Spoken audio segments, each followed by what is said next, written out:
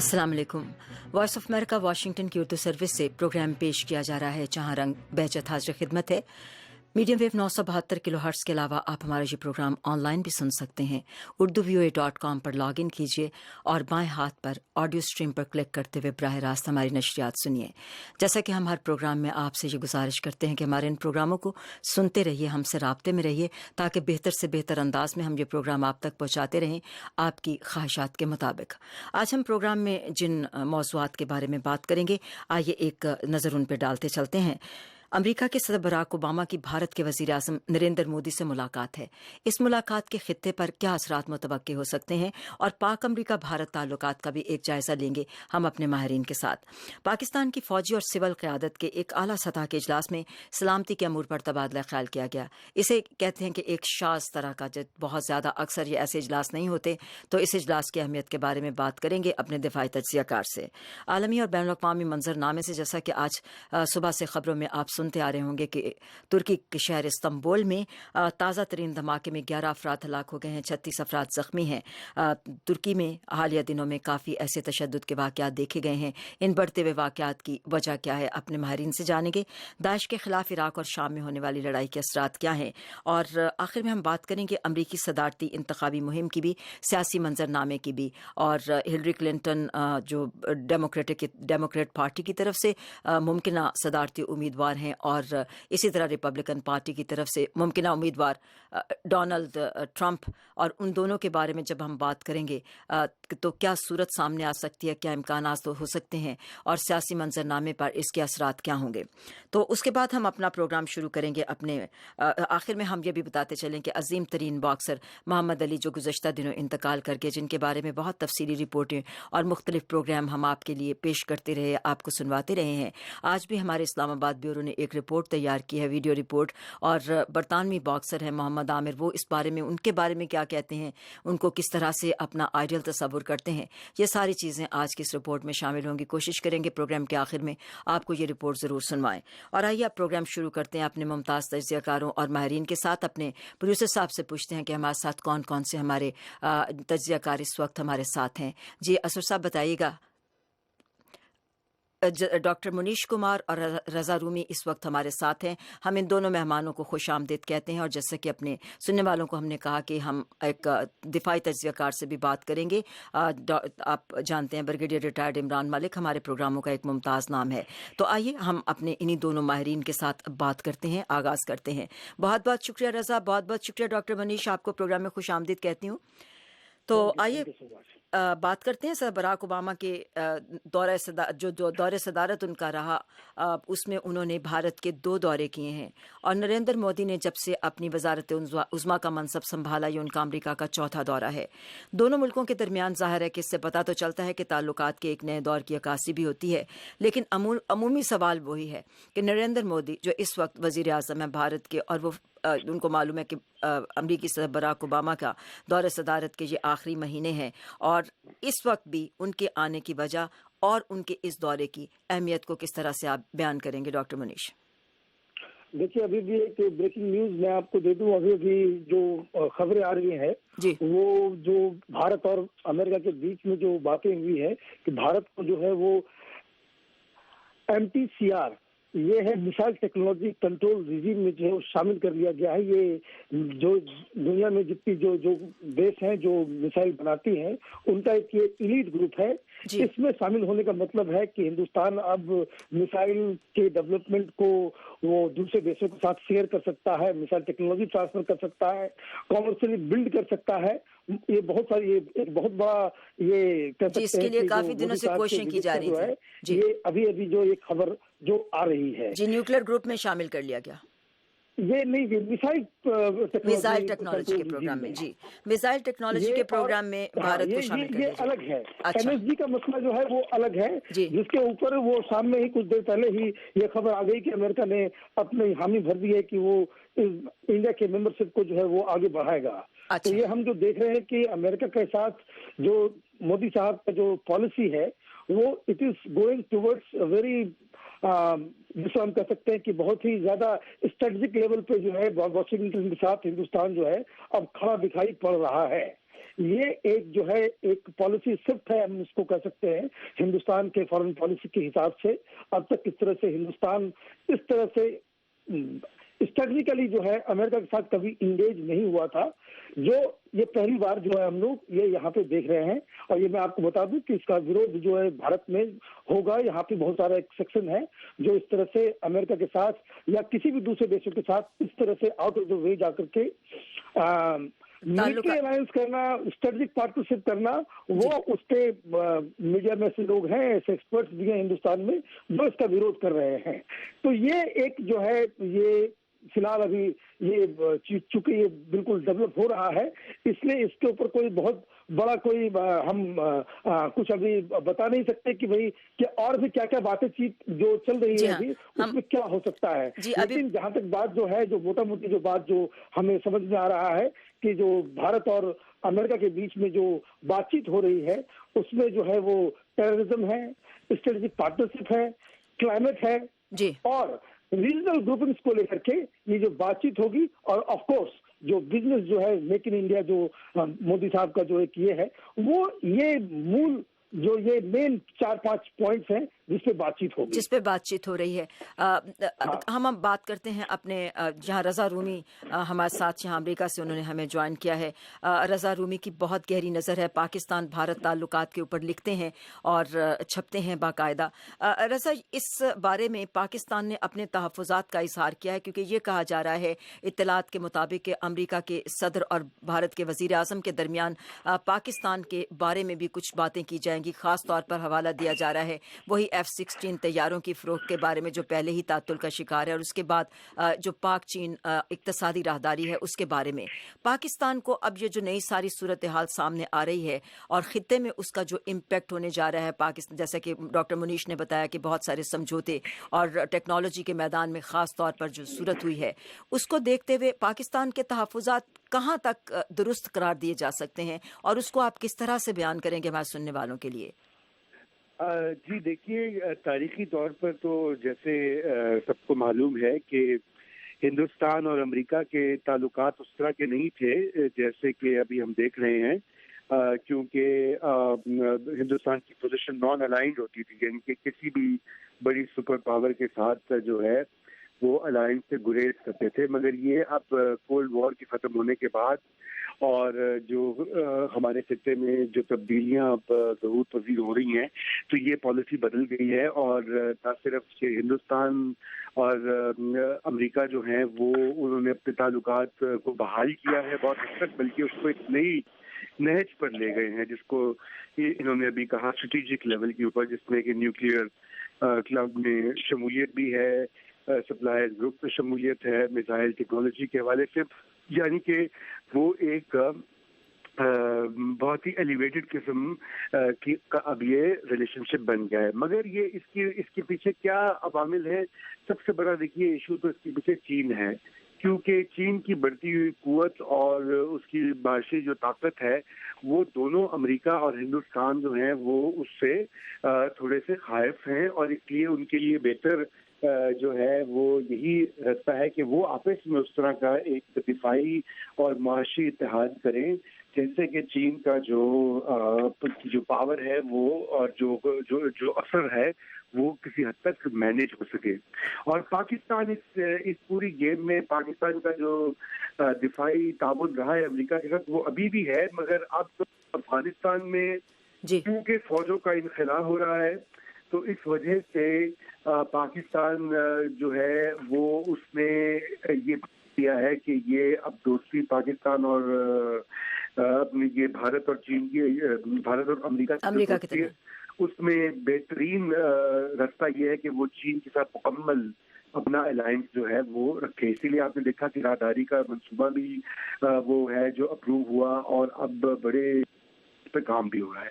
अच्छा, हम बात करते हैं हमारे दिफाई तज्ज़ियाकार ब्रिगेडियर रिटायर्ड इमरान मलिक ने हमारे साथ हैं इस वक्त, हमारे प्रोड्यूसर ने हमें बताया। अस्सलाम वालेकुम ब्रिगेडियर साहब। جی وعلیکم السلام جی۔ بغیر صاحب یہ بتایا ابھی ڈاکٹر منیش کمار بتا رہے ہیں کہ یہاں پر بہت سارے جو ظاہر ہے کہ واشنگٹن میں کافی چیزوں کے اوپر پیش رفت ہو رہی ہے اور بہت ساری چیزیں ایسی ہیں جو خاص طور پر دفاعی شعبے میں اور ٹیکنالوجی کے شعبے میں جس میں بھارت کو کافی زیادہ تعاون کی پیشکش کی جا رہی ہے امریکہ کی طرف سے۔ اور یہ بھی بات کہی جیسے کہ رضا رومی نے ابھی کہ ظاہر ہے کہ جب پاکستان اور بھارت کے بارے میں بات ہوتی ہے تو بھارت کے تحفظات ہیں گوادر بندرگاہ کے بارے میں، چین اقتصادی راہداری کے بارے میں۔ آپ یہ سب بتائیے گا کہ جب امریکہ اور بھارت کی طرف سے دونوں ملکوں کی طرف سے دباؤ بڑھتا ہے تو اس صورت میں کیا پاکستان کا رجحان فطری طور پر چین کی طرف نہیں ہو جائے گا کہ وہ اس سے اور بھی زیادہ مضبوط تعلقات قائم کرے؟ اور جب دونوں ملک اس طرح کریں گے اور وہاں پر امریکہ اور بھارت کا یہ موقف ہوگا یا پوزیشن ہوگی یا وہ اس طرح سوچ رکھتے ہوں گے کہ اس کے اثر کو روکا جا سکے چین کو اس علاقے میں، تو کیا اس طرح ایک نیا تنازع یا نئی جسے کہنا چاہیے بیلنس آف پاور جو ہے اس میں کچھ پرابلم نہیں آ جائے گا؟ جی میرے خیال میں صاحب آپ نے بالکل صحیح اس کو پن پوائنٹ کیا ہے کہ اصل مسئلہ بھی کیا ہے۔ دیکھیے امریکہ اور انڈیا کے جو بائیلیٹرل ریلیشنز ہیں وہ اس وقت بہت عروج پہ ہیں، بہت اوپر جا رہے ہیں، اور اس کی ایک خاص وجہ ہے، اور وہ وجہ یہ ہے کہ امریکہ نے یا یونائٹڈ اسٹیٹس نے انڈیا کو جو ایک ابھی رول بتایا ہے یا اس کے لیے تجویز کیا ہے یا اس کو دے دیا ہے رول، وہ ہے کہ وہ انڈیا کو دیکھنا چاہتے ہیں as a net provider of security in the Asia Pacific. اب ایشیا پیسیفک ریجن میں وہ انڈیا کو یا ہندوستان کو دیکھنا چاہتے ہیں as a net provider of security, کہ ہندوستان ایک ایسی قوت بن جائے جو کہ چھوٹے ممالک کو سیکورٹی پرووائڈ کرے، جو کہ انڈین اوشن میں جو ایسٹ اور ویسٹ کا ٹریڈ جو ہے، ایسٹ اور ویسٹ ٹریڈ کو ڈومینیٹ کرے اور وہاں پہ وہ اپنی ڈومینیشن کو ایسٹیبلش کرے۔ تو اس کا مطلب یہ ہوا کہ اگر ہندوستان اتنی قوت اختیار کر لیتا ہے تو وہ پھر انڈین اوشن میں خاص طور پر اور جنرلی اسپیشلی بے آف بنگال اور عربین سی میں وہ اپنی ڈومینیشن کریٹ کرنا چاہتا ہے۔ تو اس والے حصے کو، انڈین اوشن کے حصے کو تو انڈیا دیکھ بھال کرے گا، پیسیفک اوشن میں امریکہ خود کرے گا، اور وہ وہاں پہ جاپان اور آسٹریلیا اور ساؤتھ کوریا وغیرہ کی مدد سے، ویتنام کی مدد سے وہ پیسیفک اوشن کو اور ساؤتھ چائنا سی کو ڈومینیٹ کرنے کی کوشش کرے گا۔ تو اگر یہ ڈویژن آف رسپانسبلٹیز ہے تو یہ پھر لازم ہے کہ ہندوستان کو وہ تمام قوتیں دی جائیں جو کہ اس کام کو پورا کرنے کے لیے ہندوستان کی جو ریکوائرمنٹ ہوگی۔ تو اسی لیے ہندوستان کو تمام جوہری یعنی کہ نیوکلیر فیسلٹیز پرووائڈ کی جا رہی ہیں، تمام ملٹری ٹیکنالوجیز وہاں پہ ٹرانسفر کی جا رہی ہیں، وہاں پر میک ان انڈیا پروگرام کے تحت وہ ٹیکنالوجیز ٹرانسفر کر کے وہاں پہ جو ان کی مینوفیکچرنگ فیسلٹیز جو ہیں وہ وہاں پہ کریٹ کی جا رہی ہیں۔ تو یہ ایک ایسا لاپ سائڈڈ بیلنس ہو جائے گا اس ساؤتھ ایشین ریجن میں خاص طور پہ، کہ اس کے لیے پاکستان کو ظاہری بات ہے کچھ نہ کچھ تو کرنا پڑے گا۔ اس کے ریزرویشنز ہو گئے۔ دفعہ بات کی کہ جب امریکہ انڈیا کو نیوکلیئر اور ملٹری امداد یا سہولیات پرووائڈ کرتا ہے اگینسٹ چائنا، تو انیویٹیبلی وہ جو جوہری قوت ہے، نیوکلیئر پاور جو ہے قوت جو ہے، اور جو ملٹری قوت ہے وہ پاکستان کے خلاف بھی استعمال ہو سکتی ہے، اس کے اوپر کوئی قدغن نہیں ہے۔ اور جب پاکستان ہندوستان کی کیپیبلٹیز کو دیکھتا بڑھتے ہوئے تو وہ ایک اسٹریٹجک بیلنس کو اسٹرائک کرنے کے لیے وہ اپنی قوت بھی بڑھانے کی کوشش کرتا ہے، اور اس لیے وہ چائنا کے ساتھ اور چین کے ساتھ اور اس کی طرف ہو جائے گا۔ ایک آخری بات میں یہاں پہ کہہ دوں کہ جتنا یہ امریکہ کو بات سمجھنی ضرور چاہیے کہ اور انڈیا کو بھی، کہ جتنا کنونشنل فورسز میں پاکستان اور انڈیا کی کنونشنل فورسز میں جتنا گیپ بڑھے گا اتنا ہی پاکستان کی ریلائنس اپنی نیوکلیئر ایسیٹس کے اوپر زیادہ ہو جائے گی، اور جتنی اپنی پاکستان کی جو ریلائنس نیوکلیئر ایسیٹس میں زیادہ ہوگی اتنا ہی نیچے اس کا نیوکلیئر تھریش ہولڈ بھی آ جائے گا۔ تو امریکہ کو یہ بات سمجھنی چاہیے اور کوئی ایسا کام نہیں کرنا چاہیے کہ جس سے اس طاقت کا توازن بگڑے، آرمز ریس شروع ہو جائے اور نیوکلیئر تھریش ہولڈ اتنی نیچے آ جائیں کہ in a flash of a second before international opinion can get into play यहाँ पे कोई बहुत बड़ा हादसा हो जाए।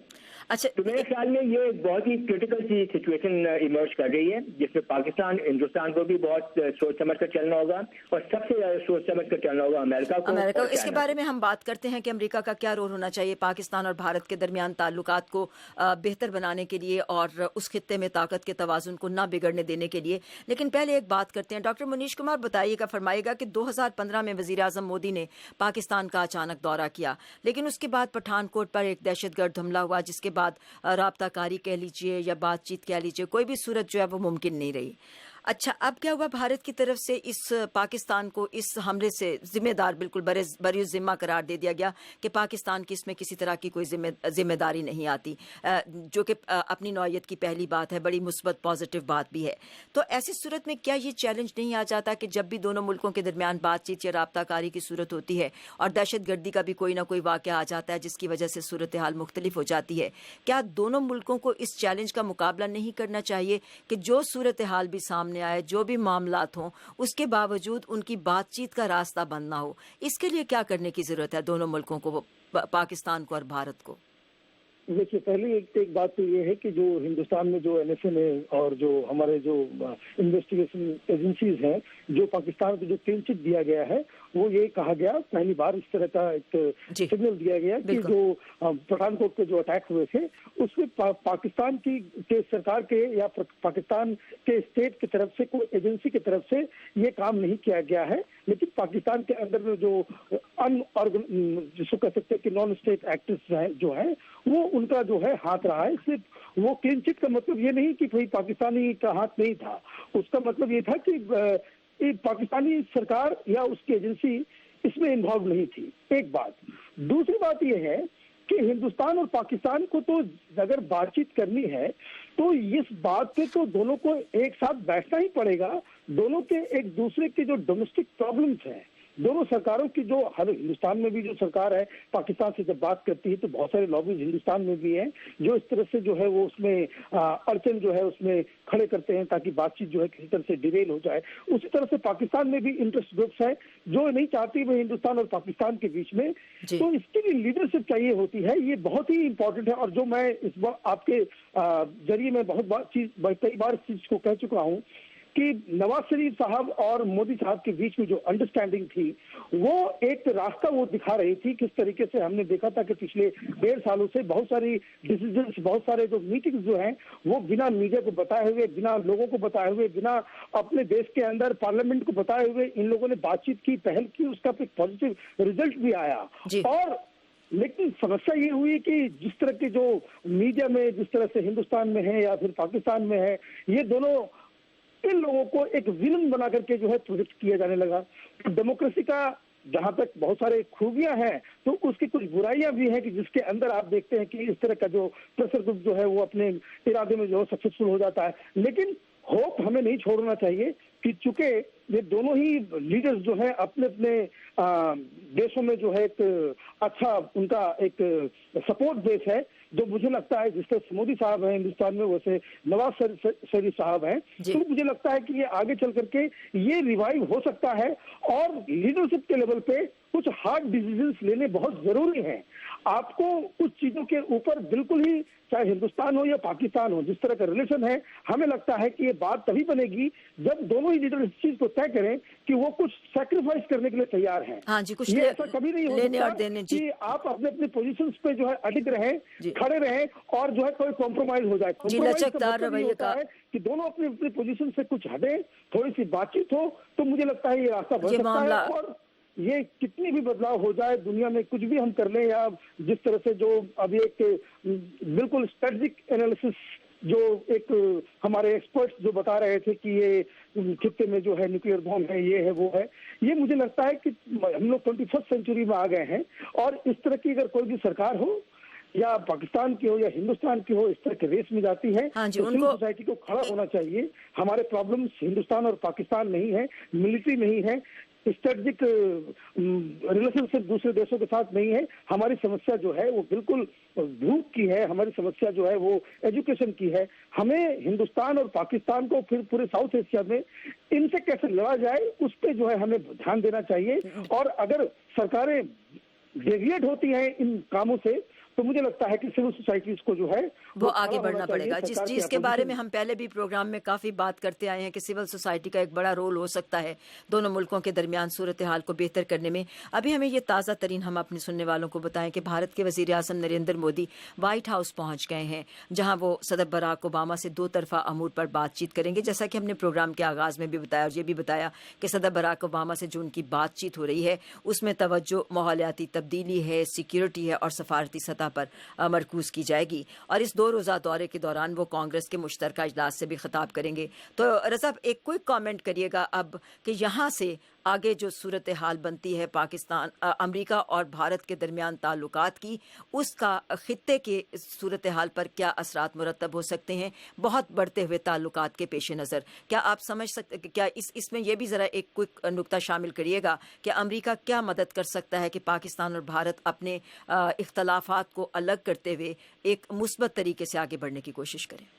देखिए, बात यह है कि जहाँ तक पाकिस्तान और भारत के ताल्लुकात का सवाल है, तो अमेरिका ने तो कोशिश तो करते रहे हैं बैक चैनल के जरिए कि ये आप इसमें बातचीत तो कम से कम जारी रखें, मगर देखिए इसमें हिंदुस्तान जो है उसकी एक तो बड़ी पुरानी पोजीशन है कि वो थर्ड पार्टी की जो है सलाह या इंटरवेंशन वो कबूल नहीं करेगा। ये बायलैटरल मसला है और दोनों मुल्कों के माबैन ही होना चाहिए। इसलिए अमेरिका का जो रोल है वो सिर्फ पसे पर्दा तक ही महदूद है, लेकिन वो यकीनन होना चाहिए। और मैं समझता हूँ कि वो हमारे खित्ते के कॉन्टेक्स्ट में अमेरिका का जो सबसे अहम रोल हो सकता है और जो कि होना भी चाहिए, वो पाकिस्तान और भारत की जो आपस में अफगानिस्तान के ऊपर गलत फहमियाँ हैं या शकूक व शुबहात या खौफ है, वो काम किया जाए कि कोई भी ऐसा हल निकले कि जिससे कि, क्योंकि पाकिस्तान का देखिए अफगानिस्तान की जो पॉलिसी है पाकिस्तान की, उसमें सबसे बड़ा फैक्टर ये है कि इंडिया जो है उसका असर और रसूख जो है वो अफगानिस्तान में बहुत ज़्यादा ना फैले, क्योंकि पाकिस्तान ये समझता है कि उसकी ईस्टर्न और वेस्टर्न दोनों सरहदों के ऊपर वो एनसर्कल हो जाएगा। ये पुराना एक डॉक्ट्रिन रहा है जो अभी भी चल रहा है। और इसी तरह हिंदुस्तान के अपने शुबह शुबहात हैं कि अगर पाकिस्तान का ज़्यादा वहाँ पे इंफ्लुएंस हुआ अफगानिस्तान में, तो फिर वो जैसे कि 1990 की दिहाई में होता था कि वहाँ पर जो है टेररिस्ट ग्रुप्स वगैरह जो हैं वो ऑपरेट करते हैं, उनको एक जगह मिल जाती है, तो हिंदुस्तान वो अवॉइड करना चाहता है। इसलिए अमेरिका का ये रोल है कि आलमी और इलाकाई जो काउंटर टेररिज्म के हवाले से जो मसाइल हैं उनके ऊपर कुछ ये बातचीत तो कम से कम करवा सकता है इन दोनों ममालिक की, बल्कि और अफगानिस्तान की। अच्छा, शुक्रिया, बहुत शुक्रिया। रज़ा रूमी हमारे साथ थे। और एक क्विक कमेंट डॉक्टर मनीष से, और उसके बाद हम प्रोग्राम के अगले हमारे मौज़ूआत जो हैं उनकी तरफ बढ़ेंगे। डॉक्टर मनीष, ये फरमाइएगा, ओबामा मोदी बातचीत के दौरान बहुत ज़्यादा तवक्को की जा रही है कि आबो हवा के बारे में बात होगी। एक बात ये भी कही जा रही है कि अगर मोदी जो हैं वो आबो हवा की तब्दीली से मुतल्लिक पेरिस के समझौते की तौसीक करने पर राज़ी हो जाते हैं, तो फिर भारत को इस सिलसिले में बहुत सारे इक़दाम करने होंगे, क्योंकि और वो काफ़ी सख्त इक़दाम भी हैं। आप क्या समझते हैं इस सिलसिले में पेशरफ्त की, किस तरह से इसको देखते हैं? बड़ा क्विक रिस्पॉन्स दीजिएगा ताकि फिर हम आगे बढ़ें। देखिए, एनवायरनमेंट एक ग्लोबल प्रॉब्लम है, इसमें जो है बहुत सारी चीजें हैं। इसमें हिंदुस्तान का जो पोजीशन जो रहा है वो हमेशा से यही रहा है कि जो डेवलप्ड कंट्रीज हैं उनकी गलतियों की वजह से पूरे दुनिया को जो है वो अब भुगतना पड़ रहा है। और जहां तक पेरिस में जो समझौते का जो सवाल है, हिंदुस्तान में एक मोटी मोटी राय बन रही है कि चूंकि हम लोगों का जो कंप्लीट जो एनर्जी पे डिपेंडेंस का जो तरीका है वो बदला जा रहा है, और यहाँ पे भी जो हम लोगों के बीच में हिंदुस्तान के अंदर में कंसेंसस पैदा हो रहा है कि हमें भी जो वर्ल्ड लेवल के जो विश्व स्तरीय जो रिजीम्स जो इन्वायरमेंटल बन रहे हैं उसमें हमें शामिल होना चाहिए। तो ये लगता है, लेकिन मोदी साहब एक हार्ड बार्गेनर हैं, वो बिना बार्गेन किए हुए कोई से कुछ जो है वो किसी समझौते पे साइन नहीं करते हैं। ये एक बात है जो मोदी साहब के साथ जो चलती है। तो मुझे लग रहा है कि ये इन सब बातों पे ये होगा, और जब आप इस तरह से ग्लोबल पावर बनने की रेस में अगर आप घुस रहे हैं, तो भारत हो या कोई भी देश हो, चाहे वो अमेरिका हो चाहे वो कोई भी देश हो, अगर आप ग्लोबल रोल लेना चाहते हैं तो उस हिसाब से आपको सेक्रीफाइस भी करना पड़ता है, उस तरह से आपको जिम्मेदारियां भी उठानी पड़ती हैं। तो मुझे लगता है कि उसी हिसाब से जो है ये हिंदुस्तान उसमें आगे बढ़ेगा, जहाँ तक बात एनवायरमेंट की है। बहुत बहुत शुक्रिया डॉक्टर मनीष कुमार हमारे साथ थे भारत से, मुमताज़ तज्जियाकार हमारे प्रोग्रामों के भी और भारत का भी एक मुमताज़ नाम। बहुत बहुत शुक्रिया डॉक्टर मनीष कुमार का। यहाँ अमेरिका से हमारे साथ रज़ा रूमी थे और अब हमारे साथ हमारे दिफाई तज्जियाकार हैं ब्रिगेडियर इमरान मालिक। तो उनके साथ हम बात करते हैं। आज पाकिस्तान की सिविलियन और फौजी क़यादत ने कहा है कि मुल्क दुश्मन खुफिया इदारों और उनके सहूलतकारों को मुल्क में अदम इस्तेहकाम पैदा करने की इजाज़त नहीं दी जाएगी। फ़ौज के शोबा ताल्लुकात आमा की तरफ से एक बयान जारी किया गया है जिसमें ये इयादा किया गया है। GHQ में हुआ ये आला सतह का इजलास और इसमें वफाकी वज़ीर ख़जाना इसहाक डार थे, वफाकी वज़ीर दिफा ख्वाजा आसिफ और इसके अलावा खारजा अमूर के लिए वज़ीर आज़म के मुशीर सरताज अजीज़ साहब और उसके अलावा ज़ाहिर है कि फ़ौज के सरबराह जनरल राहील शरीफ और इंटर सर्विसेज इंटेलिजेंस के सरबराह लेफ्टिनेंट जनरल रिजवान अख्तर ने शिरकत की। और इस इजलास में मुल्क में अमन व अमान की सूरत हाल के अलावा इलाकाई सिक्योरिटी की सूरत हाल का भी जायजा लिया गया और इजलास में चीन पाकिस्तान इक्तसादी राहदारी के मंसूबे पर होने वाली पेशरफ्त का भी जायजा लिया गया। और ये भी कहा, अच्छा इस सिलसिले में हम बात करते, इस इजलास में एक और ये बात हुई कि वफाकी वज़ीर दाखिला चौधरी निसार अली खान शरीक नहीं थे। तो ब्रिगेडियर इरफान ये फरमाइएगा कि सिविल और फौजी क़यादत का इजलास ज़ाहिर है कि कभी कभार ही होता है, लेकिन ये बड़े एक मखसूस हालात हैं जिसमें वज़ीर आज़म की तबीयत काफ़ी दिनों से वो अलील हैं, मुल्क से बाहर हैं। तो इस इजलास की अहमियत के बारे में आप क्या कहेंगे जो सिविल और फौजी क़यादत के दरमियान हुआ? वैसे देखिए, इसके हम अगर दो पहलू देखें, एक तो पाकिस्तान के डोमेस्टिक लेवल पर हम इस बात को देख सकते हैं और एक रीजनल एनवायरनमेंट देखना बहुत ज़रूरी है इस वक्त में। अगर हम विद इन पाकिस्तान देखें तो आप ये देखिए कि एक किस्म की एक एब्सेंटी लीडरशिप का माहौल पैदा हुआ है कि नवाज शरीफ साहब भी इधर नहीं है, वो अलीन है, लंदन में है। शहबाज शरीफ साहब भी इधर मौजूद नहीं है, जो कि पंजाब, जो कि पाकिस्तान का तकरीबन 55 से 60% इलाका बनता है और पॉपुलेशन बनते हैं, वो सबसे बड़ा सूबा है, उसके चीफ मिनिस्टर भी यहाँ पे नहीं है। तो एक आप यूँ समझिए कि पावर वैक्यूम सा है जिसके अंदर ये मुल्क पिछले चंद हफ्तों से चल रहा है। और ये जाहिर बात है कि किसी भी मुल्क के लिए, उसकी एस्टेब्लिशमेंट के लिए ये बहुत फिक्र की बात हो सकती है, खास तौर पे जबकि रीजन के अंदर इतनी ज़्यादा डेवलपमेंट्स हो रही हैं। जो तो ISPR ने स्टेटमेंट दी वो तो आपने बिल्कुल सही तौर से कवर कर ली। इन द मीन टाइम जब आपसे अभी बात हो रही थी तो कुछ और खबरें अभी आनी शुरू हुई हैं पाकिस्तान मीडिया पे, तो मेरे ख्याल में मैं आपको उनके बारे में थोड़ा बताऊं, वो ज़्यादा इंटरेस्टिंग होंगे आपके लिए। एक तो बात ये कही जा रही है कि जितने जोर शोर से जो चाइना पाकिस्तान इकोनॉमिक कॉरिडोर का वेस्टर्न रूट है जिसको डेवलप करने के लिए तमाम पॉलिटिकल पार्टी की बहुत शोर मचा रही थी और पाकिस्तान की गवर्नमेंट बहुत कह रही थी, उसका कह रहे हैं कि ऑन ग्राउंड शायद इतना ज़्यादा उसकी डेवलपमेंट नहीं हुई है और वो जो खबरें आई हैं वो काफ़ी हद तक एग्जैजरेटेड हैं। और ये एक बहुत ही लम्हा फिक्रिया है जिसके लिए जो कि उम्मीद ये है कि वो भी इस मीटिंग में कवर हुआ होगा। उसके अलावा ये सबसे ज़्यादा इम्पोर्टेंट बात है कि चाइना की अमेरिका की जो मुखालफत है CPEC के लिए वो अब जरा खुलकर सामने आ रही है और अभी खबरें ये आ रही हैं कि अमेरिका का एक बहुत ही सीनियर आला ओहदेदार पाकिस्तान का अनकरीब दौरा करने वाले हैं। आमतौर पर समझा यह जा रहा है कि वाइस प्रेसिडेंट जो बाइडेन शायद इधर आएंगे, मगर अब उसकी ग्राउंड यहाँ उसके जो है फाउंडेशन उस ग्राउंड बनाए जा रहे हैं उनकी विजिट के लिए। अच्छा। और सस्पेक्ट ये किया जा रहा है कि वो आएंगे और पाकिस्तान को CPEC से मना करने के लिए या उसको दूर करने के लिए कि वो उसकी कोशिश करेंगे और ये चाहेंगे कि CPEC डेवलप ना हो। अच्छा, अगर CPEC डेवलप होता है तो चाइना जो है वो अमेरिकन जो प्रेजेंस है एशिया पैसिफिक में और इंडिया के साथ जो सारी बातचीत हो रही है, मलाका स्ट्रेट की जो अहमियत है वो सब की सब आउटफ्लैंक हो जाती है गवादर से और मकान कोस्ट से। जी इसके बारे में जी अभी इस बारे में हम बात कर भी चुके कुछ ब्रिगेडियर साहब, तो ये मुझे ये बताइएगा कि इस इजलास में जैसा कि बताया गया है कि मुल्क की सलामती और सिक्योरिटी के बारे में भी बातचीत की गई है, तो फिर इस इजलास में एक सवाल पैदा होता है कि वफाकी वज़ीर दाखिला चौधरी निसार का ना होना क्या महज एक इत्तफाक है? इसको किस तरह से आप देख सकेंगे, इसकी वजाहत कैसे करेंगे?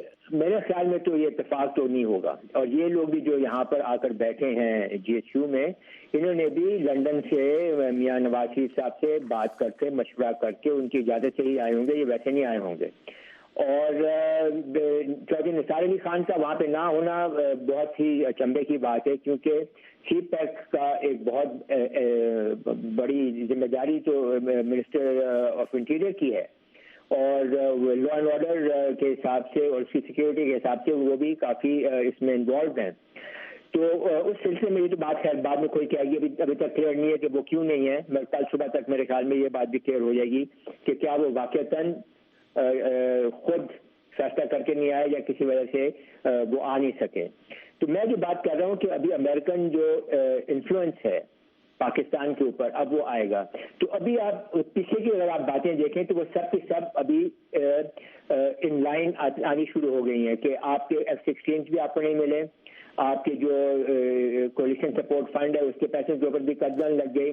تو کیا آپ سمجھتے برگی صاحب کہ اس میں کوئی مشروط لگ گئی کہ اب وہ F-16 وہ کولیشن سپورٹ فنڈ اور وہ جو باقی آتے ہیں جو ملٹری اکوپمنٹ پاکستان کو دینا تھا, مجھے یہ لگ رہا ہے کہ جو بھی اعلیٰ عہدیدار جو بائیڈن صاحب بھی آتے ہیں تو یہ تمام چیزیں ایز لیوریجز استعمال ہوں گی پاکستان کے خلاف, اور پاکستان کو یہ کہا جائے گا کہ ہم آپ کو یہ بھی دیں گے, یہ بھی دیں گے, اس کے علاوہ کچھ اور بھی دیں گے, آپ چاہنا پاکستان اکنامک کوریڈور کو چھوڑ دیں. اس کے بارے میں بات یہ بتائیے گا کہ ضرب عضب کے بعد ہمیں اس کے بارے میں بات کریں کہ ہم اقتصادی راہداری کے بارے میں بھی, اور خاص طور پہ چابہار بندرگاہ کے حوالے سے بھی, جو کہ مجھے آج بھی یہ سوال کرنا تھا لیکن ہمارے پاس وقت تھوڑا کم ہوتا ہے کہ گوادر بندرگاہ کے ساتھ ساتھ اگر دیکھا جائے تو افغانستان, ایران اور بھارت نے ابھی دستخط کیے ہیں چابہار بندرگاہ کو ڈیولپ کرنے کے لیے, جس کا کم و بیش بہت سارا مقابلہ کیا جاتا ہے گوادر بندرگاہ سے بھی. اس بارے میں ہم کسی وقت کوئی تفصیلی پروگرام کریں گے, اور یہ بھی ہم اپنے سننے والوں کو بتاتے چلیں کہ آج پاکستان کے وقت مطابق رات 10 بجے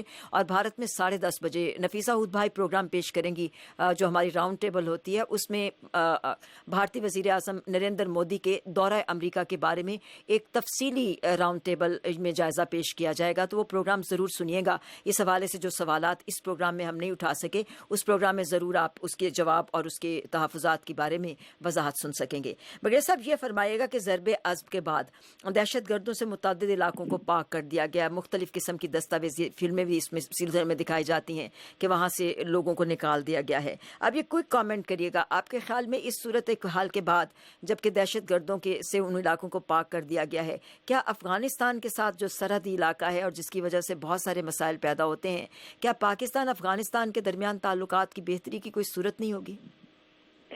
صورت تو ہر حال میں ہونی چاہیے. پاکستان اور افغانستان تو آپ جس کو انگریزی میں کہتے ہیں کہ جوائنٹ ایٹ دا ہپس, یہ الگ ہو نہیں سکتے ہیں, اور اس لیے اور بھی نہیں ہو سکتے ہیں کہ ہمارے تو جو ڈیورنڈ لائن کے دونوں اطراف میں ہماری تو وہ جو قبائل بھی ہیں وہ بھی ایک ہی قبیلے کے لوگ رہتے ہیں.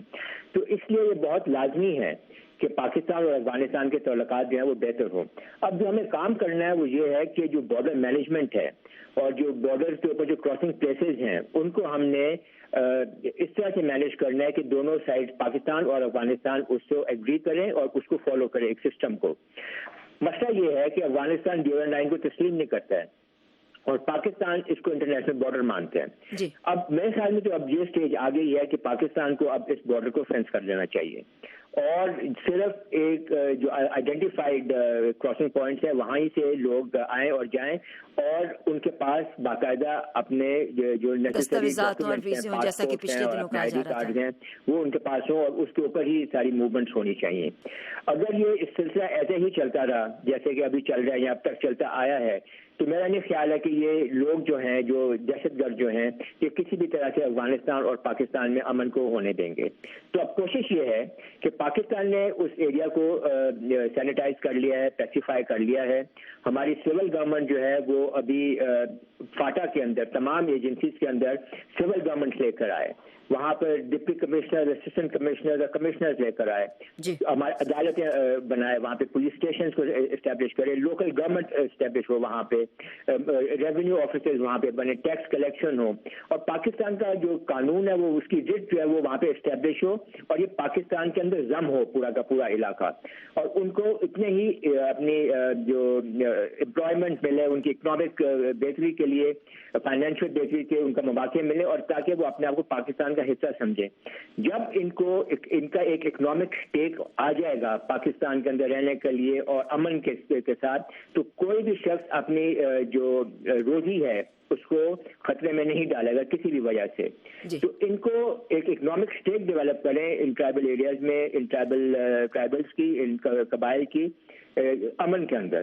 جب ان قبائل کی ایک اکنامک اسٹیک ہوگی امن رکھنے میں, تو یہ خود بخود جتنے بھی دہشت گرد ہیں ان کا مقابلہ بھی کریں گے اور ان کو اپنے علاقے سے باہر بھی نکالیں گے. بہت بہت شکریہ. بریگیڈیئر ریٹائرڈ عمران مالک ہمارے ساتھ تھے, دفاعی تجزیہ کار. ہمارے پروگراموں کا بڑا ممتاز نام, آپ ان کے کالم بھی پڑھتے ہیں, مختلف اخباروں میں چھپتے ہیں اور ہمارے ساتھ ان کی رائے بھی سنتے ہیں ہمارے ان پروگراموں میں. تو ایک چھوٹا سا ہم وقفہ لیتے ہیں اور اس کے بعد ہم بین الاقوامی خبروں کی طرف جائیں گے. ہمارے ساتھ ہیں ڈاکٹر فاروق حسنات اور عارف لودھی صاحب, تو ان دونوں سے ہم بات کریں گے. تو آئیے ایک چھوٹا سا وقفہ کرتے ہیں, ہمارے ساتھ رہے گا. ملیہ صاحبہ, کیا اس کی وجہ اسلاموفوبیا ہے؟ کیا یورپ خوفزدہ ہے؟ دنیا بھر سے ماہرین کی رائے. جب ان کو مہاجرین کا سامنا کرنا پڑا تو انہوں نے کہا ہاں ہم مہاجرین کو لینے کو تیار ہیں, لیکن مسلمان مہاجرین کو لینے کو تیار نہیں ہیں. Cooperation with countries like Pakistan, which we're already partnering with in this fight against terrorism. کہ پاکستان کا پورا فوکس صرف یہ ہے کہ بھارت پاکستان کو جنگ مسلط نہ کر سکے. غیر جانبدار بحث. کہ ریمنڈ ڈیوس کا واقعہ ہوا پاکستان کے اندر, کہاں تھی عدالتیں, کہاں تھی آزاد ہے کہ ہماری عدالتیں, کیا یہ عدالتوں کا فیصلہ تھا؟ پاکستان میں دیکھیں ایک تو کلچر ہے سائلنس کا, اور خاص طور پہ جہاں پہ سیکشول ابیوز یا کوئی بھی چیز اس موضوع سے جس کا تعلق ہو. Independence Avenue, Washington D C سے محمد عاطف کے ساتھ. واشنگٹن کی اردو سروس سے پروگرام آپ سن رہے ہیں جہاں رنگ. آئیے پروگرام میں اب عالمی خبروں کا ہم آغاز کرتے ہیں اور مشرق وسطیٰ کے بارے میں بات کرتے ہیں. سب سے پہلے ترک حکام کی, جنہوں نے کہا ہے کہ استنبول کے وسطی علاقے میں ہونے والے دھماکے میں کم از کم 11 افراد ہلاک ہو گئے ہیں, اور استنبول کے گورنر کے حوالے سے ہلاکتوں کی تصدیق بھی کی گئی ہے, اور یہ بھی بتایا گیا ہے کہ اس میں کم سے کم 36 لوگ زخمی بھی ہوئے ہیں. اور یہ اطلاعات جب تک ہم اس پروگرام کو شروع کرنے کے لیے آئے تھے اس وقت تک یہ اطلاعات تھیں. اب اگر اس میں کوئی اعداد و شمار میں تبدیلی ہو تو اس کے لیے ہم پہلے ہی سے آپ کو بتا دیتے ہیں. تو اس وقت ہمارے ساتھ ہیں ڈاکٹر فاروق حسنات اور عارف لودھی صاحب. السلام علیکم. جی وعلیکم السلام. تو یہ بھی بتائیں کہ ڈاکٹر حسنات, ابھی تک کسی گروپ نے جو ہمارے پاس جو یہاں پروگرام میں آنے تک تھا, کسی گروپ نے خبریں قبول نہیں کی اس کی ذمہ داری, حالانکہ ایسی جو ذمہ داری یا تو یہ لیتے ہیں کرد ملیشیاز ہیں یا پھر شدت پسند تنظیم جو داعش ہے, وہ ایسے حملوں کی ذمہ داری جو ترکی میں ہوتے آئے ہیں لیتی آئی ہے. لیکن آپ یہ بتائیے گا کہ کچھ عرصے سے ترکی میں کافی اضافہ ہو گیا ان حملوں کے اندر بھی. داعش کا مقابلہ ہو یا پھر یورپ میں سے پناہ گزینوں کا بحران ہو, ظاہر ہے کہ ترکی ان سب چیزوں میں پیش ہے, آگے نظر آتا ہے. کچھ صورتحال کبھی کبھی الجھی ہوئی بھی لگتی تھی جب شروع میں داعش کے خلاف امریکہ کے اتحاد میں ترکی شامل ہوا تھا. تو اب آپ یہ بتائیے گا کہ آپ کے خیال میں ترکی میں جو یہ انتہا پسندی کے واقعات آ رہے ہیں, کیا یہی بحران کی وجہ ہے, اور کردوں کی جدوجہد بھی اس میں شامل کر لیجئے. تو اس ساری صورتحال کے پیش نظر ترکی کو اپنے اندر امن و امان قائم کرنے کے لیے اور انتہا پسندی سے محفوظ رکھنے کے لیے کیا کرنے کی ضرورت ہے؟ یہ تو بات ہے کہ ترکی بہت مضبوط ملک ہے, اس کی بہت مضبوط فوج ہے, ان کے ادارے بہت مضبوط ہیں, اور وہاں 2002 سے لے کے اب تک ایک کافی پولیٹیکل اسٹیبلٹی بھی ہے. اب جہاں جا کے ان دھماکوں کا تعلق ہے یا ٹیررسٹ ایکٹیویٹیز کا تعلق ہے, تو وہ تو ترکی سارے اس ایکشن کے درمیان میں آ گیا. کیونکہ شام میں جو کچھ ہو رہا ہے اور عراق میں جو کچھ ہو رہا ہے وہ بالکل بلا واسطہ اس کے اوپر ترکی کا اثر پڑتا ہے, اور ترکی کے لیے بہت ہی ایک نازک صورت حال ہو جاتی ہے جب وہ یہ دیکھتے ہیں کہ ایک طرف تو IS ہے جس نے ترکی کے اوپر بھی اتنا دباؤ بنایا ہوا ہے, اور دوسرا جو کردوں کے معاملات ہیں, کرد بھی IS کے ساتھ جب جھڑپیں ان کی ہوتی ہیں تو ایک طرح سے تو ایک کامن اینیمی ہے ترکی کی فوج, اطمینان اس میں ہونا چاہیے. لیکن جو تاریخ یہ بتاتی ہے کردوں کی اور ترکوں کی کہ ترک یہ پسند نہیں کریں گے کہ ترک جو ہیں وہ ایک قسم کی وہاں پہ بالادستی ان کی قائم ہو جائے، چاہے وہ IS کے حوالے سے ہی کیوں نہ ہو، تو وہ ان کو ایک بیلنس ایسا رکھنا چاہیں گے. اور اگر IS کو وہاں سے شکست دینی ہے، پیچھے ہٹانا ہے، تو ترکی یہ چاہے گا کہ وہ خود یہ کام کریں اور وہ ان کے اوپر اعتماد نہیں کریں گے، کیونکہ اگر وہ حاوی ہو گئے ترک وہاں پہ اور IS کو بھی انہوں نے نیچے کر لیا، اور جہاں پہ عراق میں انہوں نے اپنی ایک فیڈریشن آلریڈی اعلان کر دیا کہ ہم نے بنا لیا، وہاں پہ فیڈرل یونٹ بنا لیا، تو پھر جو ترک کے جو فورس ہیں ان کے اوپر بھی ایک اچھا اثر نہیں پڑے گا. جبکہ یہ ہم دیکھتے ہیں کہ یہ ساری چیزیں تبدیل ہوئی ہیں کچھ سالوں میں ہی، جب سے یہ زیادہ ویسے 2002 کے بعد ترکوں کو کافی حد تک ترکوں کی جو مین اسٹریم ہے اس کے اندر یہ آگے تھے. ترک زبان کی بھی اجازت دے دی گئی تھی، ان کا جو لٹریچر ہے، ان کی جو اخباریں ہیں ترک زبان میں، جو پہلے اجازت نہیں ہوتی تھی. اگر پارلیمنٹ میں نمائندگی، پچھلی پارلیمنٹ میں بھی اس پارلیمنٹ میں بھی ترکوں کے جو سپورٹنگ پارٹی ہے اس کی 10% سے زیادہ سیٹیں آئی ہیں شاید سے، تو ان کو نمائندگی بھی وہاں پہ مل گئی تھی. لیکن اس کے بعد جیسے ہی حالات خراب ہوئے عراق کے اور شام کے، اور ترکوں کا علیمت اس میں شامل ہوا، تو وہاں پہ پھر کافی چیزیں یہ بگڑ گئی ہیں. تو کسی ترکی کو سامنا کرنا پڑ رہا ہے ایک کافی کمپلیکیٹڈ ترکونی سچویشن جس کو ہم کہتے ہیں، اس کے ساتھ ایک طرف کرد ہیں، ایک طرف IS ہے، اور تیسری طرف شام کی حکومت ہے جو کہ ایک وہ دوستانہ نہیں ہے ترکی کی طرف. عراق کی حکومت تو شاید اتنی ہاسٹائل نہیں ہوگی ترکی کے لیے، لیکن شام کی حکومت یقیناً چونکہ کھلم کھلا ان کی مخالفت کرتے ہیں، وہاں کی جنگی صورتحال جو ہے حصہ بھی لیتے ہیں، اس کا بھی تو امپیکٹ ہے. ہم بات کرتے ہیں لندن میں قائم سیرین آبزرویٹری فار ہیومن رائٹس نے یہ بتایا ہے شام کے حوالے سے کہ 22 اپریل سے اب تک شام کے علاقے شمالی شہر جو حلب ہے وہاں پر فضائی حملوں میں اور گولہ باری میں 500 سے زائد شہری ہلاک ہوئے ہیں، جن میں 110 سے زائد بچے بھی ہیں. تو شام میں یہ جاری ہے لڑائی جو داعش کے خلاف ہے. اس کے ساتھ ساتھ عراق میں فلوجہ شہر کو بھی داعش سے واپس لینے کے لیے کوششیں کی جا رہی ہیں، اور خبروں کے مطابق داعش اپنے زیر کنٹرول علاقوں میں موجودہ رہائشیوں کے لیے حالات کو بڑا اس نے مشکل بنا دیا ہے. تو آپ یہ عارف لودھی صاحب یہ بتائیے گا کہ یہ جو صورتحال ہو گئی ہے دونوں شہروں میں جہاں پر رہائش پذیر ہیں اور وہاں سے انہی علاقوں میں یہ لڑائی بھی جاری ہے، تو کیا ان کو محفوظ راہداریاں دے کر شہریوں کو وہاں سے نکالنے کی کوئی صورت ممکن نہیں ہو سکتی؟ اس کو کس طرح سے آپ دیکھیں گے کہ جب ان علاقوں میں پہلے ہی یہ جنگ کا شکار ہیں، بہت سارے سالوں سے یہاں مصیبت پڑی ہوئی ہے، تو اس کے ساتھ ساتھ یہ ہلاکتوں میں بھی اضافہ ہو رہا ہے. تو اب ایک طرف تو یہ ہے کہ داعش کے کنٹرول سے چیزیں شہروں کو واپس نکالنے کی کوشش کی جا رہی ہے، لیکن وہاں پر محصور لوگوں کے لیے بہت مسائل پیدا ہو رہے ہیں. تو یہ ساری جو پیچیدہ صورتحال ہے اس کا کوئی حل کس طرح سے کرنے کی ضرورت ہے؟ کیسے دیکھتے ہیں آپ اس کو؟ جی بہت شکریہ مجھے اپنے پروگرام میں بلانے کا.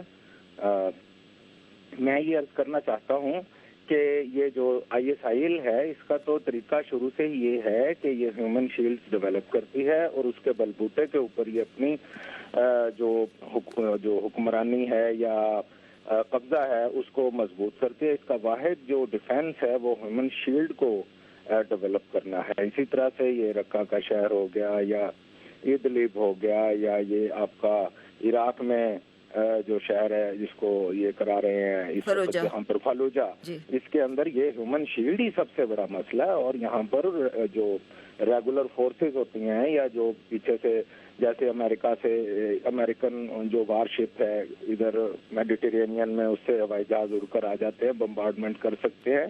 لیکن یہ ایک ایسا سوال ہے کہ جو ہیومن شیلڈ ہے جو شہروں کو ہوسٹیج کر کے اور اس کے اندر اپنے آپ کو پھنسا کر بیٹھ جانے کا طریقہ کار ہے، اس کا ماں سوائے اس کے کوئی علاج نہیں ہے کہ ان شہروں کے اندر سٹارم کیا جائے فوری طور کے اوپر ایک بہت بڑی فوج کے ساتھ، اس کی گلیوں اور محلوں کے اندر گھس جایا جائے اور اس دوران جو بھی نقصان ہو سیولینز کا یا جو گرین آن بلو نقصان ہے جو انٹر ہونے والی فوجوں کا ہے اس کو ٹالریٹ کیا جائے. تو پھر بڑے نقصان اور بڑے عرصے की लंबी जंगों से बचा जा सकता है। इसके अलावा और कोई तरीका कार नहीं है। वो तो कासल करके इन शहरों को बैठ जाएंगे, ये फौजें बाहर बैठ जाएंगी, वो शहरों के अंदर बैठ जाएंगे, सिविलियंस को मैसेकर करना शुरू कर देंगे। 300 अफराद के तो मैसेकर की रिपोर्ट्स हैं जी। और फिर जो वहां से निकले भागकर शहरी दरिया में से कुछ डूबे और कुछ दरिया में से बचकर निकले और कुछ खुश्की के रास्ते निकले, तो उनको आगे पीने का पानी इस गर्मी में मैसर नहीं था। उसकी वजह से भी उनकी अमवात हुई। और फिर जो शिया मिलिशिया फौज के साथ गई थी फलूजा के अंदर, उसने वहां पर जो अरब थे सुन्नी थे, उनको उंधे लिटाकर और उनकी पुश्तों के ऊपर डंडे मारे, जो कि उन लोगों के लिए इंतहाई ह्यूमिलिएटिंग होता है। वो कहते हैं कि हमें कत्ल तो कर दो लेकिन इस तरह की हमारी बेइज्जती ना करो। तो इस तरह के वाकयात, लेकिन वो जो हमला, वो जो इराकी फौजों के जो कमांडर थे, उसको इराक के वजीर आजम ने गो के तब्दील कर दिया, but the damage is done. अच्छा, तो वो आबादी जब अंदर वालों ने सुना कि भाई बाहर तो ऐसे हो रहा है, तो वो उन्होंने कहा कि बाहर जाके जो प्यास से और ये मरना है और जाके दूसरों के शियों के हत्थे में जो चढ़ना है, तो यहीं बैठे रहो, यहाँ तो एक ISIL ही है, तीनों को पानी तो इसलिए वो नहीं करते। अब मैं ये यहाँ पे बात करती हूँ डॉक्टर फारूक असनाद, अक़वाम मुत्तहिदा की सलामती कौंसिल का जुमे को इजलास हो रहा है इस सिलसिले में, और वो है कि शाम के मैसूर इलाकों में फ़िज़ा से इमदाद गिराने के बारे में भी बातचीत की जा रही है। लेकिन जब इमदाद गिराई भी जाती है या अगर वहाँ तक पहुँचती भी है, तो आप ये बताइएगा कि जहाँ पर सारा वक्त में गोलाबारी है, सारा वक्त में फ़िज़ाई हमले हैं, तो उस सूरत में क्या ये मुमकिन नहीं हो सकता कि किसी तरह से, एक ज़माने में सुनते थे कि जी उनको महफूज राहदारी दे दी गई, तो कुछ ऐसी महफूज राहदारी शहरियों के लिए बनाने का कोई इम्कान नहीं है इन शहरों में जहां पर के लड़ाई हो रही है? ये देखो, इसकी मिसाल हमें मिलती है। इससे पहले भी जो सबसे बड़ी कामयाबी तस्वर की जाती थी जी, वो यही थी कि ह्यूमैनिटेरियन सीज फायर हुई थी, जिसका वो तस्वर भी नहीं था उससे जरा 1-2-4 दिन भी पहले। तो उसमें भी यही किया गया था कि जो अदवात हैं और जो खाने पीने की चीजें हैं वो उन शहरों तक पहुंचाई गई थी, और जो जख्मी थे वो उनके बाहर आया गया, और वो खासी देर तक वो इस किस्म की सीज फायर वो रही थी। लेकिन उसके बाद फिर क्या हुआ कि क्योंकि अब ये IS रिट्रीट के ऊपर है, चाहे वो शाम हो, चाहे वो इराक हो, चाहे वो लिबिया हो, और शाम में खास तौर पर वो चूँकि पीछे दबाव उनके ऊपर बढ़ रहा है और शामी फौजें भी दबाव डाल रही हैं, और दूसरी तरफ से जो अमेरिकन सपोर्ट जिनको कर रहा है, जो ग्रुपों को तुर्की कर रहा है, वो भी पेशकदमी कर रही हैं। तो इस सारी सूरत हाल में ये बहुत मुश्किल हो जाता है कि आप एक बड़ी नीट एंड क्लीन, जंगें वैसे भी कभी भी नीट एंड क्लीन नहीं होती, तो जहाँ पे आप डेफिनेटली ह्यूमैनिटेरियन जो साइड है उसके ऊपर एक आप लाइन ड्रॉ कर लें और वो लाइन दोनों जो शरीक हैं वो क्रॉस ना करें। कोशिश अलबत्ता जरूर होती है, और ये काम भी यूनाइटेड नेशंस का है, ह्यूमैनिटेरियन जो तंजीमें हैं उनका भी ये काम है कि वो पूरी कोशिश करे कि वो जहाँ तक मुमकिन हो वो शहरियों की जान और माल उनकी हिफाजत की जाए, और जो फंसे हुए लोग हैं उनको इस तरीके से बाहर भी निकाला जाए। लेकिन कोई भी जंग होगी, कोई भी खाना जंगी होगी, तो ये एक बहुत ही मुश्किल काम होगा। कंपैरेटिवली हम कह सकते हैं कि पहले से हालात बेहतर हैं, या पहले से हालात जो है वो बेहतर हो सकते हैं, और लेकिन जो फोर्सेस लड़ रही हैं ग्राउंड के ऊपर, उनका तो यही मकसद, यही हदफ है कि हम ज्यादा से ज्यादा इलाका अपने कब्जे में ले लें, अपने कंट्रोल में ले लें, और जो दुश्मन है, जो हमारे मुखालिफ हैं, उनको हम पीछे धकेल दें या उनकी हम कुव्वत को कम कर दें। मुश्किल चीज है, लेकिन इसका ये मतलब नहीं है कि हाथ से हाथ रख के UN बैठ जाए या दूसरी ह्यूमैनिटेरियन ऑर्गेनाइजेशन बैठ जाए। एफर्ट जरूर होता है, एफर्ट जरूर हो भी रहा है। इससे पहले कहीं कामयाब हो जाता है, कहीं नहीं कामयाब हो जाता है। तो जब तक ये खाना जंगी रहेगी, ये हमें मिली जुली सिचुएशन ही हमें नजर आएगी वहाँ पे।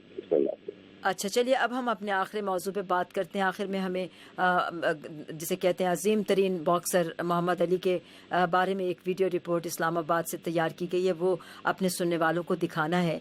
तो पहले आप ही से बात करते हैं, फिर आरिफ लोधी साहब से मैं इसका क्विक कमेंट लूँगी। हसनाद साहब, ये डेमोक्रेटिक पार्टी की नामजदगी के लिए दरकार मंदुबिन की पीर को हिमायत हासिल होने के बाद साबिक वज़ीर ख़ारजा जो अमरीका की हैं और साबिक खातून अव्वल भी हैं हिलरी क्लिंटन, वो पहली खातून हो جائیں گی جو صدارتی دوڑ کے لیے کسی بڑی پارٹی کا ٹکٹ حاصل کرنے میں کامیاب ہو جائیں گی. لیکن اتوار کے روز پورٹوریکو میں جو فیصلہ کن کامیابی ہوئی ہے، سپر ڈیلیگیٹس کی حمایت ان کو ملی ہے.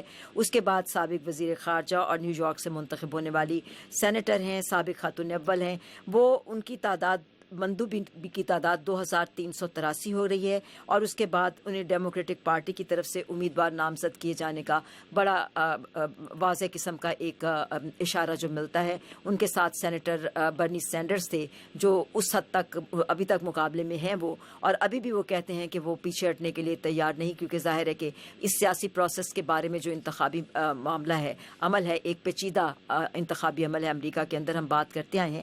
آپ ڈاکٹر اسنات امریکہ کی سیاست سے بخوبی آگاہ ہیں. 2016 کی اس انتخابی مہم اور اس کے نتائج کے بارے میں آپ کیا کہیں گے؟ آپ کے خیال میں ہلری کلنٹن کے صدارتی انتخاب میں اگر ریپبلکن جو ممکنہ امیدوار ہیں ڈونلڈ ٹرمپ، ان کے مقابلے میں جیتنے کے امکانات دونوں میں سے کس کے زیادہ ہیں؟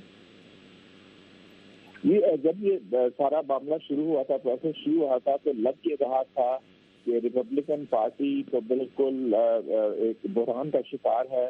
وہاں پہ اس قسم کا ڈونلڈ ٹرمپ کی صورت میں ایسا ایک شخصیت آ گئی ہے کہ جنہوں نے توڑ پھوڑ شروع کی وجہ سے ریپبلکن پارٹی میں توڑ پھوڑ شروع ہو گئی ہے. اور جو ڈیموکریٹک پارٹی ہے اس میں ایک بڑا اسموتھ پروسیس چلے گا، لیکن یہ ہوا نہیں. اس کی ایک سب کو ایک سرپرائز کی جگہ کہ گلین برنی جو ہیں انہوں نے خاصا ڈٹ کے مقابلہ کیا کلنٹن کا، اور ان کا جو ایجنڈا تھا اور ان کا جو پروگرام تھا جس کو آپ لیفٹ لیننگ کہہ سکتے ہیں یا کچھ لوگ ان کو سوشلسٹ بھی کہتے ہیں، اور وہ پھر بڑے پکڑ سے کہتے بھی ہیں ہاں میں سوشلسٹ ہوں. تو انہوں نے کافی کلنٹن کو چیلنج کیا، ہر جگہ پہ انہوں نے چیلنج کیا. اب کیلیفورنیا کا بھی میں آج ہی جو ان کے انتخابات ہو رہے ہیں اس کے رزلٹ تک آ جائیں گے تو اس میں بھی بہت ڈپینڈ کرے گا کہ ہلری کلنٹن جیت جائیں گی. لیکن سوال یہ ہے کہ انہوں نے کافی ان کو ڈنٹ لگایا ہے اور کافی ایشوز پہ لوگوں نے جو ڈیموکریٹک ووٹرز ہیں انہوں نے برنی کی ساتھ دیا ہے. اور انہیں خارجہ پالیسی میں آپ دیکھیے گلین برنی انہوں نے پہلا میرا خیال ہے کہ امریکن کوئی امیدوار ہے پریزیڈینشل جس نے کھل کر یہ کہا کہ فلسطینیوں کے ساتھ زیادتی ہوتی ہے، حالانکہ وہ جوئش ہیں، ان کا خاندان بھی اسرائیل میں ہے ابھی تک، وہ خود بھی اسرائیل میں رہے ہیں، اور زیادتی ہو رہی ہے. اور ایون ہینڈڈ امریکہ جب تک وہاں پہ اپنی پالیسی نہیں اختیار کرے گا، تو یہ بہت بولڈ امریکہ جیسے معاشرے میں آپ جانتی ہیں کہ بہت بولڈ چیز ہے. لیکن اس کے بعد جو جتنے بھی پرائمریز ہوئی اس میں انہوں نے خاصے ووٹ لیے، یعنی یہ ان کے خلاف وہ چیزیں بنے. تو اگر ہلری کلنٹن جیت جاتی ہیں تو پھر ان کا جیت تو جائیں گی وہ تو لگ رہا ہے، لیکن ان کا بھی سب سے بڑا جو ہیڈیک کرنا چاہیے یا ان کا جو ڈیموکریٹ پارٹی کو جوڑنا یہی ہوگا کہ ڈیموکریٹک پارٹی کو یکجا کریں اور برنی کے جو سپورٹرز ہیں اور جو نوجوان ہیں خاص طور پہ ان کے تحفظات کو بھی دور کریں، چاہتے ہیں کہ وہ سمجھ ان کو اپنے ساتھ ملائیں تاکہ وہ پھر ڈونلڈ ٹرمپ کے بعد میں آتے ہیں تاکہ ان کا وہ پھر اس کے بعد مقابلہ. جی بہت بہت شکریہ ڈاکٹر فاروق اسنات. عارف لودھی صاحب، آپ چلتے چلتے مجھے بتائیے گا کہ امریکہ کا انتخابی عمل اور نظام کافی پیچیدہ ہے پاکستان میں، لیکن پھر بھی دیکھا یہ مجھ گیا ہے کہ پاکستان میں میڈیا اس کی طرف کافی توجہ دیتا ہے. آپ کے خیال میں پاکستان میں امریکہ کے صدارتی انتخاب اور آئینہ ممکنہ صدر کے بارے میں کس طرح کی سوچ یا رجحان موجود ہے؟ آخری 2 منٹ ہے ہمارے پاس. جی، پاکستانی یہ سمجھتے ہیں کہ جس طرح سے امریکہ کی سوسائٹی اپنے ترقی یافتہ اور مہذب ہونے کا ثبوت دیتی چلی آ رہی ہے، پہلے ایک اقلیتی شاہ فام کو 2 دفعہ صدر بنایا، اب ایک خاتون کو وہ لے آئے ہیں ارینا کے اندر اور ان کو انشاءاللہ ٹکٹ مل جائے گا. اور ادھر سے ایک ہارڈ ہیڈڈ ریسسٹ ہیں جو پاکستانی سوسائٹی کے اندر جن کو ٹرمپ صاحب کو لائک نہیں کیا جا رہا. تو میں یہ سمجھتا ہوں کہ پاکستان کی عوام کے اندر ایک دلی خواہش تو یہ ہوگی کہ ہلری کلنٹن ہی صدر منتخب ہوں، وہ خاتون بھی ہیں، اور پاکستان تو دنیا کے غالباً پہلے ممالک میں ہے جو ایک منتخب خاتون کو وزیر اعظم بنانے والوں میں شامل ہے، اور پاکستان کو اس کے اندر ایک بردرہڈ کا احساس ہوگا. اور میرا خیال ہے کہ اگر ہلری کلنٹن نے برنی سینڈرز جیسے ہارڈ ہیڈڈ اور ایک بڑے سمجھ بوجھ والے کینڈیڈیٹ کو ہرا لیا ہے تو ڈونلڈ ٹرمپ کو وہ جو صرف وائٹ ووٹ لے سکیں گے اور اقلیتی ووٹ تو بالکل ہی نہیں لے سکیں گے. میرا خیال ہے کہ اور پاکستانیوں کا خیال ہے کہ وہ ایزیلی گرا لیں گے. अच्छा, तो आप मुझे ये बताइएगा कि आप क्या समझते हैं, बिल्कुल आखिरी क्विक कमेंट है, कि पाकिस्तान के लिए डेमोक्रेट लीडरशिप या फिर रिपब्लिकन लीडरशिप, दोनों में से किसको ज़्यादा वो उसकी फेवर की नज़र से देखा जाता है? जो मैं रिपब्लिकन लीडरशिप को पाकिस्तान में फेवर की नज़र से देखा जाता है। जब भी रिपब्लिकन लीडरशिप आई है, पाकिस्तान के अमेरिका के साथ ताल्लुकात में ठहराव आया है और परमानेंस आई है, और कोई अपहेवल्स नहीं आए हैं इवेंट्स के अंदर। पाकिस्तान को बड़ी मजबूती हासिल हुई और पाकिस्तान के अमेरिका के साथ ताल्लुकात बहुत अच्छे रहे। बहुत बहुत शुक्रिया। आरिफ लोधी साहब थे, पाकिस्तान से हमारे साथ मुमताज़ तज्ज़ियाकार हैं, लिखने वाले हैं और ऑथर हैं। मुनार के नाम की किताब इनकी सामने आ चुकी है। तो आइए, जैसा कि हमने आपसे वादा किया था कि प्रोग्राम के आखिर में हम आपको मोहम्मद अली, जो कि जिनको अजीम तरीन बॉक्सर के नाम से याद किया जाता है, हमारे इन प्रोग्रामों में बहुत सारी खुसूसी रिपोर्टें हम उनके लिए पेश करते आए हैं, उनके लिए प्रोग्राम पेश करते आए हैं, क्योंकि उनका इंतकाल हो गया था गुज़श्ता हफ्ते और अभी उनकी आखिरी रसूमात होने वाली हैं, जिसके बारे में हम तफसीलात आपको बताते रहते हैं। तो पाकिस्तान के दारुल हुकूमत इस्लामाबाद में मोहम्मद अली की याद में एक तकरीब मुनाकिद की गई थी, जिसमें पाकिस्तानी नज़ाद बरतानवी बॉक्सर आमिर खान ने भी शिरकत की थी। आमिर खान कहते हैं कि मोहम्मद अली को देखकर उन्होंने ये खेल शुरू किया। तो बॉक्सर आमिर खान ने इस्लामाबाद में हाल ही में एक बॉक्सिंग अकेडमी का भी इफ्तिताह किया। इसी हवाले से आपके लिए ये हमने रिपोर्ट एक मुंतखब किया, जो आपको दिखाते हैं, और इसे हमारे इस्लामाबाद ब्यूरो ने तैयार किया है। In respect of probably the greatest fighter in the history of boxing, we would like to pay our respect from the AK Boxing Academy in Islamabad in Pakistan to the late Muhammad Ali, and we will do it in the traditional style and respect for boxers, and that is with a 10-bell salute.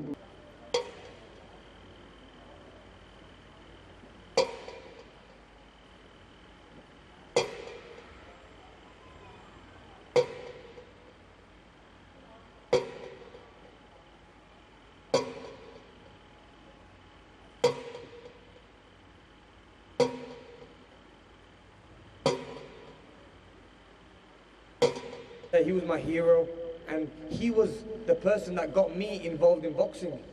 Because of watching Muhammad Ali, I wanted to become a boxer just like him. You know, I used to always hear his quotes, float like a butterfly and sting like a bee. I mean, I still remember them quotes, and he's going to be truly missed, and it's a very sad day for boxing, you know, around the world. He's going to be one person that's going to be missed from us all. Even non-boxing fans who know Muhammad Ali as a great person inside and outside the boxing ring. So, you know, all our respects goes out to Muhammad Ali and his family. Muhammad Ali was a great boxer, but he was also more than that. He was an inspiration to millions throughout the world. He touched everyone, but had a particular impact on the young. And he inspired not only through the grace of his boxing, but also through the sense of purpose he instills. A desire and a determination to achieve in life. Mohammad Ali जो खाल छोड़ के गए, वो खाल कभी भी नहीं भर सकता है। उसकी हयात में भी जो है कोई मोहम्मद अली नहीं है, उसके जाने के बाद भी नहीं आएगा। ये बाब क्लोज हो गया, ख़त्म हो गया ये बाब। हाँ, इसके आगे जो है हमने इससे सीखना है। जो वो बॉक्सिंग हमारे पास वीडियो की सूरत में छोड़ गए हैं, जो ट्रेनिंग वीडियो की सूरत में छोड़ गए, मैं उसको फॉलो करता हूँ बिल्कुल क्लियरली। मैं अपने बच्चों को जो है मैं लियारी में ट्रेनिंग देता हूँ। उसकी ट्रेनिंग, उसकी फुटवर्किंग, डकिंग, मूविंग, पंचिंग और हिटिंग, ये 3-4 जो है पॉइंट्स हैं, उसको मैं जो है चेक करता हूँ। फाइट देखता हूँ उसकी कि फुटवर्किंग का उसका अंदाज़ कैसा होता है, काउंटर अटैक का अंदाज़ कैसा होता है, डिफेंस वो किस तरह करते हैं, डकिंग मूव किस तरह करते हैं, और अपने हरीफ को किस तरह जो है वो चलाते होते हैं। अगर वो चाहे तो एक राउंड, दूसरे राउंड में भी एज ए माइक टाइसन जो है वो नॉकआउट कर सकते हैं, लेकिन वो एक गेम दिखाती है कि ये गेम है, बॉक्सिंग इसको बोलते हैं। बॉक्सिंग मार धाड़ नहीं है, बॉक्सिंग एक खेल है। उसको खेल की तरह रिंग के अंदर वो पेश करते हैं और खूबसूरती की तरह से। आज तक ऐसा मैंने नहीं देखा है।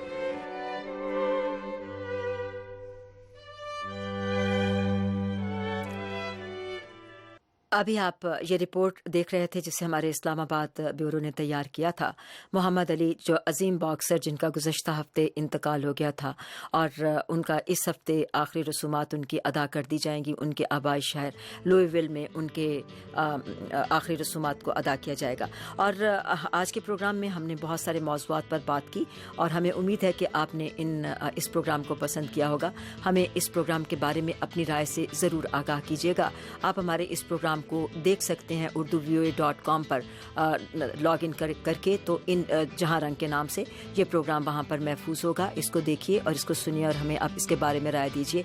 इसके अलावा सोशल मीडिया के तकरीबन हर ही प्लेटफॉर्म पे आप इस प्रोग्राम को देख सकेंगे, फेसबुक पर भी और ट्विटर पर भी। आपके हमें इंतज़ार रहेगा आपकी राय का। बहजत को अब ये प्रोग्राम ख़त्म करने की इजाज़त दीजिए। आपसे मेरी मुलाकात फिर होगी। अल्लाह हाफ़िज़। इस प्रोग्राम में जो नुक्ता-ए नज़र पेश किए गए वो खालिसतन हमारे मेहमान शुराका के थे और वो वॉइस ऑफ अमेरिका के मौक़िफ़ या अमरीकी हुकूमत की पॉलिसी की नुमाइंदगी नहीं करता।